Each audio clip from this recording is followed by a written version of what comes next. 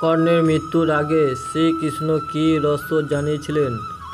কর্ণের মৃত্যুর আগে শ্রীকৃষ্ণ তাকে এমন এক সত্য জানিয়েছিলেন যা শুনে কর্ণ স্তব্ধ হয়ে গিয়েছিলেন। কুরুক্ষেত্রের যুদ্ধের আগে শ্রীকৃষ্ণ কর্ণকে বলেছিলেন, তুমি যাকে নিজের শত্রু ভাবছ সেই পাণ্ডবরাই আসলে তোমার আপন ভাই।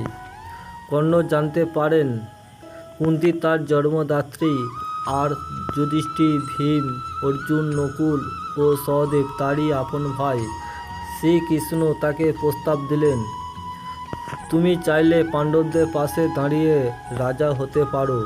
কিন্তু কর্ণ সেই প্রস্তাব প্রত্যাখ্যান করলেন। তিনি বললেন, যে মানুষ আমাকে অপমানের সময় সম্মান দিয়েছে সেই দুর্যোধনকে আমি মৃত্যুর মুখে ফেলে যেতে পারি না। শ্রীকৃষ্ণ তখন বুঝলেন কর্ণ নিজের ভাগ্য জেনেও বন্ধুত্ব ঋণ থেকে সরে দাঁড়াবেন না। আর কুরুক্ষেত্রের শেষে যুদ্ধে কর্ণের রথের চাকা মাটিতে আটকে গেল। সেই মুহূর্তে তার জীবনের সবচেয়ে কঠিন পরিণতি নেমে এলো। কর্ণ পরাজিত হয়েছিলেন, কিন্তু তার দান, অনুগ্রহ আর বন্ধুত্বের কাহিনী আজও অমর।